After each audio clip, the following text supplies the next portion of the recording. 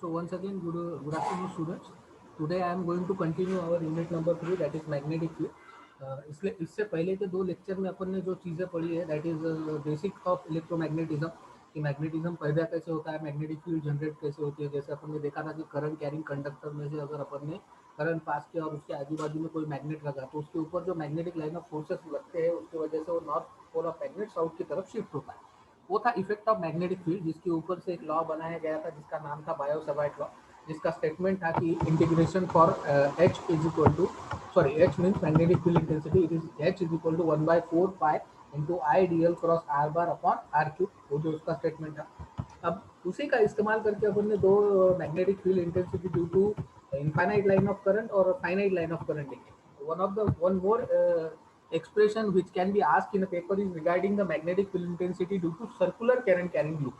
अगर समझ लो, आप अब तक अपन ने देखा कि एक वायर में से करंट जा रहा है, और अगर उसी वायर को अपन एक सर्कुलर लूप में कन्वर्ट कर दिए, ठीक है, और उस लूप को अगर अपन ने एक्स वाई जेड कोऑर्डिनेट के अंदर में डाल दिया, तो इमेजिन करो एक वायर आपके पास है, आपने उसको घुमा के सर्कुलर एक रिंग बना दी है, और रिंग आपने ओरिजिन में डाल दिया जिसमें ऑल थ्री एक्सिस इन्वॉल्व हो चुके हैं। ये डायग्राम उस तरीके का रिप्रेजेंटेशन, और आपको इसके ऊपर की मैग्नेटिक फील्ड इंटेंसिटी निकालनी है, जिसके लिए आपने टारगेट पॉइंट लिया है पॉइंट पी, जिसके कोऑर्डिनेट है 0 0 z, और एक पॉइंट जहाँ से इंटेंसिटी निकाल रहे हैं वो लिया है एक पॉइंट एक्सिस एक्स के ऊपर, जिसके कोऑर्डिनेट है 0 b 0, और डीएल बार का कोऑर्डिनेट है बी डी, डीएल बार की वैल्यू है बी डी फाई ए फाई कैप। क्योंकि ये सर्क्यूलर है, सर्क्यूलर मतलब एंगुलर, तो एंगल के मोड में इसके आंसर आएंगे। जैसे अगर जेड डायरेक्शन में अपन लाइन रखते थे तो ए जेड कैप, अब एंगल मतलब कौन है, फाई, तो वो आ जाएगा ए फाई कैप की फॉर्म में, तो it is b d phi A phi cap.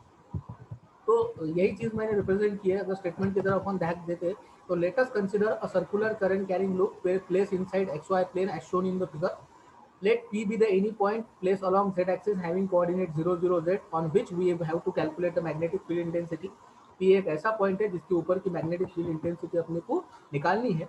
उसके बाद आर बार जो डिस्टेंस है पॉइंट बी और पॉइंट पी के बीच का है, it is P bar minus D L bar, point P और फाइनल माइनस इनिशियल, तो इट इज जेड 0 0 z में से 0 b 0 को अगर माइनस करेंगे अपन तो आएगा z A Z cap minus b a row cap, क्योंकि वो रो डायरेक्शन है, ठीक है। तो according to Biot Savart law, पिछले लेक्चर में अपन ने देखा था कि बायोट सवार्ट का फॉर्मूला था d H bar is equal to 1/4 pi I d L bar into r bar upon r cube. अब इंटू में यहाँ पे क्रॉस प्रोडक्ट है, ठीक है। तो अपने को ये एक्सप्रेशन अगर मुझे सॉल्व करना है तो मुझे डीएल बार और क्रॉस आर बार की वैल्यू पहले निकालनी पड़ेगी। तो सबसे पहले डीएल बार क्रॉस आर बार निकालने के लिए मुझे आर पता होना जरूरी है। तो from above figure r bar का वैल्यू क्या है, आर मतलब डिस्टेंस, पॉइंट पी और बी के बीच का डिस्टेंस, तो it is z A Z cap minus b a row cap, जैसे मैंने बोला। इस पर से अगर आर की वैल्यू मतलब मॉड ऑफ आर निकालने गए अपन, तो एक्स प्लस जे वाई वाला फॉर्मूला अपना under root of x square plus y square के हिसाब से under root of z square plus B square, जिसको अपन लिख सकते हैं z square plus B square, under root मतलब रेस्ट टू द पावर 1/2। तो इसका अगर अपन क्यूब लेंगे अपन, तो raised to the power 1/2 raised to the power 3, तो इट इज इन टोटल 3/2। और डीएल बार का वैल्यू कितना है, B d five A five, ठीक है। तो डीएल इंटू आर लेने के लिए अपने को लगाना पड़ेगा कर्ल का फॉर्मूला। अब सिलेंड्रिकल कोऑर्डिनेट सिस्टम में कर्ल कैसे होता है, सिलेंड्रिकल कोऑर्डिनेट सिस्टम में तीन तरीके के वो कोऑर्डिनेट होते हैं, रो फाई जेड। तो लिखने का तरीका क्या है, ए rho a phi A Z. सिर्फ फाई एंगल है तो उसको हमेशा अपन कैसे मल्टीप्लाई करते हैं, रो से, तो it is a rho a phi A z, ठीक है। अब डीएल के कोऑर्डिनेट लिखने पड़ेंगे। डीएल में तो सिर्फ एक ही कोऑर्डिनेट है कि वो कौन सा है, फाई वाला। तो रो वाला कोऑर्डिनेट कितना हो जाएगा, 0, और जेड वाला भी कोऑर्डिनेट कितना हो जाएगा, 0। फाई वाला कोऑर्डिनेट जो आपने बोला है उसका वैल्यू कितना है, फाई वाला कोऑर्डिनेट का वैल्यू है बी डी फाई, तो यहाँ पे लिख दिया मैंने बी डी। आर बार के कोऑर्डिनेट लिखने पड़ेंगे। तो ऊपर में आर बार का वैल्यू देखो क्या है, एक है जेड ए जेड कोऑर्डिनेट और रो माइनस बी वाला कोऑर्डिनेट। तो रो वाला कोऑर्डिनेट है माइनस बी, जेड वाला कोऑर्डिनेट है जेड, और फाई वाला उसमें है नहीं तो 0। अब इसको करना पड़ेगा सॉल्व। आपको मैट्रिक्स सॉल्व करने आती है कार्टेशियन चाहे डिटर्मिनेंट के अंदर में। तो a rho into first column और फर्स्ट रो छोड़ दो, z b d five minus 0 लिखने की जरूरत नहीं, माइनस ये वाला कॉलम अगर अपन ने छोड़ दिया तो 0 0 आ जाएगा, प्लस ए जेड इंटू ये कॉलम और ये रो छोड़ दो, 0 minus of minus plus B square D five. तो ये टोटल कितना आ गया, B square D five A row cap plus B square D five A Z cap. तो आपके पास आ गया ये बी, सॉरी बी जेड ए जेड, ये बी स्क्वायर नहीं है, ये B Z D five A five cap plus B square D five as at. तो अगर ये मैं अपने ओरिजिनल इक्वेशन नंबर 1 में पुट करता हूँ तो ओरिजिनल इक्वेशन नंबर 1 क्या है, d H bar is equal to 1/4 pi जैसे कि तैसा, आई भी कॉन्स्टेंट जैसे कि तैसा, आर क्यूब और ऊपर की वैल्यू अपने को डालनी पड़ेगी, तो आर की वैल्यू आ गई 1/4 पाई जैसे कि तैसा, आई/4 pi B square B Z D phi ए phi B square D phi ए जेड कैप अपॉन ये आर क्यूब का वैल्यू अपना Z square plus B square raise to the power 3/2 like this.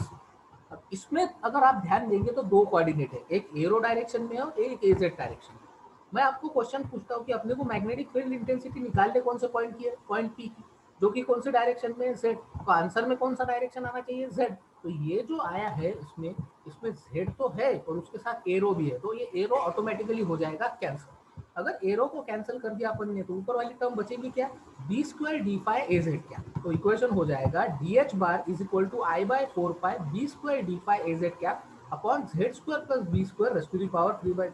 क्योंकि ये वैल्यू है स्मॉल एलिमेंट डी एच की, अपने को चाहिए एच, तो हर बार जैसे अपने को डी एच में से या किसी भी डी वाले वेरिएबल को से टोटल वेरिएबल निकालना होता है तो अपन इंटीग्रेशन लगाते हैं, क्योंकि डी का मतलब क्या होता है, डेरिवेटिव, और डेरिवेटिव को निकालने के लिए अपने को क्या लगाना पड़ेगा, इंटीग्रेशन। तो integrating the above equation on the both side, D H bar का वैल्यू हो जाएगा एच, आई/4 पाई कांस्टेंट वैसे के वैसे बाहर, ठीक है। अब इंटीग्रेशन किसके हिसाब से लेना है, जेड, तो बी स्क्वायर भी बाहर, और सॉरी इंटीग्रेशन किसके हिसाब से लेना है, डी फाई के हिसाब से, तो बी स्क्वायर भी बाहर और ये z square plus B square भी बाहर। यहाँ पे फाई वाला कोई भी टर्म नहीं है तो अकेला डी फाई है। इंटीग्रेशन ऑफ डी फाई कितना आता है, इंटीग्रेशन और डी मतलब डेरिवेटिव कैंसल, तो फाई, फाई का वैल्यू कितना आ गया, 2 पाई। तो आंसर में है I B square upon 4 pi into Z square plus B square raise to the power 3/2 into 2 pi. तो 2 pi into 4 pi is a 2, तो आंसर में बचा I B square upon 2 into Z square plus B square raise to the power 3/2 along which direction, AZ direction. अगर मैंने समझ लो ये जो value निकाली है ये है magnetic field intensity along Z direction, और अगर मुझे मान के चलो ओरिजिन पे निकालनी है यहाँ पे, तो जेड का वैल्यू कितना हो जाएगा, 0। अगर मैंने ये वैल्यू यहाँ पे पुट कर दिया काय में, इस इक्वेशन में, जो इक्वेशन अपना है I B square upon 2 into Z square plus B square raise to the power 3/2, तो for origin Z is equal to 0। अगर ये 0 हो गया तो बचेगा कौन, 0 plus B square, 0 plus B square मतलब बी स्क्वायर, और B square raise to the power 3/2, तो A raise to power M raise to the power N, तो m into N, 2 into 3/2, 2 cancel, बचेगा कौन, cube. So it is I B square upon 2b cube, ऊपर का B square नीचे का B cube, तो B square और B cube का क्यूब निकल जाएगा, तो बचेगा क्या, I/2b अलॉन्ग ए जेड। तो आपको किसी ने भी पूछा कि magnetic field intensity along Z direction कितनी है, तो आंसर आएगा I B square upon 2 into Z square plus B square raise to the power 3/2 along A Z क्या, और ओरिजिन पे कितनी है, तो it is I/2b A Z क्या। ठीक है, ये एक्सप्रेशन आपको क्या करना है, याद रखना है। ये बहुत one of the important expression है, पेपर में पूछे जाने के चांसेस है और बहुत सिंपल है। ठीक है, इसको आप लिख के देखेंगे एक बार तो आपका पूरा 100% क्लियर हो जाएगा। ठीक है, next and the very important law is ampere law. अब आपको मालूम है एम्पियर कौन है, ampere is one of the scientist who has discovered the measurement of the value of current. जब इलेक्ट्रॉन अपनी जगह से दूसरी जगह पे जाता है तो वो क्या एमिट करते हुए जाता है, एनर्जी। उस एनर्जी को अकुमुलेट करने के बाद अपन उसको नाम देते हैं करंट। तो करंट को कैसे मेजर करते हैं वो बताया था एम्पियर। करंट को हमेशा टाइम में मेजर करते हैं एम्पियर में। तो एम्पियर ने एक लॉ बताया है मैग्नेटिक फील्ड के अंदर में, उसका स्टेटमेंट पहले ध्यान से सुन लो, उसका एक्सप्लेनेशन में बताता हूँ। As we know that the current carrying conductor creates the magnetic field in its surrounding. According to Ampere's law, line integration at magnetic field intensity about line closed path is equal to current passing through the current enclosed by that path. उसका क्या बोलना है ampere का, कि जैसे आपने बोला कि एक करंट कैरिंग कंडक्टर में से जाने वाला करंट जो है वो आजू बाजू में मैग्नेटिक फील्ड पैदा करता है, ये आप सबको पता है। तो इसका मतलब मैग्नेटिक फील्ड इंटेंसिटी एक टोटल वायर के ऊपर, क्लोज वायर के ऊपर टोटल कितनी पैदा होगी ये कैलकुलेट करना पड़ेगा। तो वो कितनी होगी, जितना उसमें से करंट जाएगा। वही उसने स्टेटमेंट के फॉर्म में लिखा है कि integration of H bar dot D L bar मतलब total magnetic field intensity over line D L is equal to I enclose, मतलब जितना करंट उसमें से जा रहा है उतना। ये समझने के लिए उसने एक एग्जांपल लिया है। लेट अस कंसीडर अ करंट कैरिंग कंडक्टर। 4 तरीके के सरफेस या 3 तरीके के सरफेस लिया है। ए एक क्लोज सरफेस है, बी एक डिफरेंट टाइप ऑफ सरफेस है फिर भी क्लोज है, और सी एक ओपन सरफेस है। एम्पियर्स लॉ के हिसाब से H bar dot D L बार में से करंट इन ए में से कितना जाएगा, आई एनक्लोज, बी में से कितना जाएगा, आई एनक्लोज का, सी में से आई एनक्लोज नहीं जाएगा। क्यों, क्योंकि सी जो सरफेस है ये ओपन सरफेस है। ओपन में से आप अगर करंट इधर से भेजोगे तो इधर पास नहीं होगा, इधर से पूरा पास नहीं होगा, तो इसमें से टोटल करंट जाएगा 0। अब करंट ही नहीं जाएगा तो उतनी मैग्नेटिक इंटेंसिटी नहीं आएंगी। तो इसका मतलब है कि इसमें से ये एक्सप्रेशन उसको फॉर्म नहीं होगा, इसीलिए क्लोज पाथ होना बहुत जरूरी है। तो यहाँ पर लिखा है कि this law is applicable only over closed path मेन and it is also called as Ampere path और एम्पेरियन पाथ, क्योंकि ये पाथ जो डिस्कवर किया था वो किसने किया था? क्लोज पाथ, एम्पियर ने। इस पाथ का नाम रखा गया है एम्पेरियन पाथ, जिसकी दो प्रॉपर्टीज है। Property one, at each of the point over the Amperian path the magnetic field intensity is constant. जब आप बोल रहे हैं तो एक करंट में से, एक करंट कैरिंग कंडक्टर में से मैग्नेटिक फील्ड पैदा हो रही है, तो आप किसी भी पॉइंट पे जाके अगर मैग्नेटिक फील्ड इंटेंसिटी मेजर करोगे तो वो उतनी ही मिलेगी जितनी वो किसी भी पॉइंट पे मिलेगी। जैसे अगर मेरा वेट आप मैं कैलकुलेट करता हूँ 60 किलो है, तो चाहे वो मेरे बॉडी को पकड़ के हो, चाहे मेरे हाथ को पकड़ के हो, चाहे मेरे पैर को पकड़ के हो, चाहे मेरी आँख को पकड़ के हो, सारे के सारे बॉडी का वेट 60 kg। तो जब मैग्नेटिक फील्ड पैदा हो रही है, अगर मान के चलो 100 अमाउंट ऑफ मैग्नेटिक फील्ड पैदा हो रही है, तो 100 अमाउंट ऑफ मैग्नेटिक फील्ड हर एक पॉइंट पर से पैदा हो रही है, तो हर एक की वैल्यू क्या है? Constant. The direction of magnetic field intensity is always tangential to the Amperian path. और इसका जो मैग्नेटिक फील्ड का इंटेंसिटी है वो टेंजेंशियल और परपेंडिकुलर है मैग्नेटिक फील्ड का। आप अगर करंट इस डायरेक्शन में भेजेंगे तो इसको परपेंडिकुलर डायरेक्शन में मैग्नेटिक फील्ड हमेशा पैदा होगी, ठीक है। इसको पढ़ने के लिए actually Faraday's law of electromagnetic induction भी है, और राइट हैंड थंब रूल, जो फायडेज का राइट हैंड थंब रूल है वो भी है। फायडेज का राइट हैंड थंब रूल जो यहाँ पे मेंशन नहीं किया है, तो वो मैं आपको समझाता हूँ। वो क्या है कि जैसे ये मेरे हाथ में पेन है, मान के चलो कि ये पेन का जो डायरेक्शन है ये करंट का डायरेक्शन है। मैं अगर मेरा राइट हैंड का थंब इस डायरेक्शन में रखता हूँ तो बाकी जो मेरे टिप फिंगर है वो इंडिकेट करेंगे कि मेरी मैग्नेटिक फील्ड किधर है। अगर पेन ऐसा करता हूँ तो मैग्नेटिक फील्ड ऊपर की तरफ जाएंगे, पेन नीचे करता हूँ तो मैग्नेटिक फील्ड इधर की डायरेक्शन में आएंगे। तो it will be the kind of a tangential surface, ठीक है। तो इसको लिखते हो कैसा लिखेंगे? Integration of H bar dot D L bar is equal to I enclose. तो आई का एक एक्सप्रेशन अपन ने पढ़ा था जे के फॉर्म में, कि आई मतलब double integration of J bar D S. अगर मैं यहाँ पे लिखता हूँ तो it is single integration, it is double integration. अब दोनों तरफ अगर सेम इंटीग्रेशन होता था तो अपन दोनों को काट देते थे। मैं क्या करता हूँ, इस सिंगल को डबल में कन्वर्ट करता हूँ। तो जैसे डबल को ट्रिपल में कन्वर्ट करने के लिए डाइवर्जेंस थ्योरम है, मैंने यूनिट नंबर 1 में आपको पढ़ाया था कि सिंगल इंटीग्रेशन को डबल इंटीग्रेशन में कन्वर्ट करने के लिए अपने पास होता है स्टोक्स थ्योरम। तो स्टोक्स मतलब क्या करना पड़ता है, वहां पे डाइवर्जेंस, यहाँ पे कर्ल। तो एच बार का अगर अपन ने कर्ल लिया del bar cross H bar D S, तो ये हो जाएगा डबल। ये हमें मैंने पुट कर दिया, तो double integration of del bar dot H bar D S और double integration of J bar dot D S. तो D S cancel, double double cancel, बचा क्या है? Del bar cross H bar is equal to J. ये है Ampere's law in differential form. Del bar cross H bar is equal to J bar is Ampere's law in differential form. ये expression आपको याद होना चाहिए numerical point of view, ठीक है। अब मैग्नेटिक फील्ड इंटेंसिटी के कुछ एप्लीकेशन है, वो भी अपने को समझने पड़ेंगे। अगर क्लोज लाइन सरफेस के ऊपर मैं एक्सप्रेशन लेता हूँ H bar dot D L बार अलॉन्ग फाइव डायरेक्शन, तो डी एल बार का वैल्यू हो जाएगा रो डी फाइव। तो H A five into rho D five, A five हो जाएगा 1, तो एच रो डी फाइव। तो एच रो डी फाइव में से एच रो निकाल दिया मैंने, तो डी फाइव का वैल्यू आता है 5, और 5 की जगह पर अगर मैंने इंटीग्रेशन डाल दिया तो 2 पाई, तो इट इज एच रो 2 पाई। उधर जाने के बाद एच का वैल्यू क्या हो जाएगा? एच अकेला बच जाएगा, 2 पाई रो जाएगा उधर, तो H is equal to I by 2 pi. ये है magnetic field intensity at infinite current wire, जो अपना एक्सप्रेशन आया था। उसके लिए अपन ने कितनी बड़ी सर्किट की थी पहले, और यहाँ पे सिर्फ अपन ने एक स्टेप में निकाला, क्योंकि अपने को सर्कुलर करंट का वैल्यू मालूम है। तो उसी सर्कुलर करंट वायर को आप सीधा कर दो, आपको आपका टोटल आंसर मिल जाएगा, ठीक है। अगर आप magnetic field intensity due to infinite sheet of current निकालते हो, तो वहाँ पे जैसे जे बार डॉट एस बार था, यहाँ पर आ जाएगा के बार डॉट एयर क्या। ये आपका magnetic field intensity due to circular current लिखा क्या है? Consider a sheet having the surface के bar is a magnetic field over the surface. उस के बार जो है वो क्या है? मैग्नेटिक फील्ड इंटेंसिटी, और current density over the surface के बार इंटू एन क्या। यह है आपका एक्सप्रेशन, ठीक है।